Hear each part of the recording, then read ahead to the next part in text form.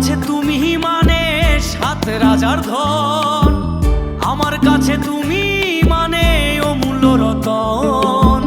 তোমার কাছে হয়তো বন্ধু আমি কিছু না, তাই তো তোমার স্বপ্নে বন্ধু আমি আসি না।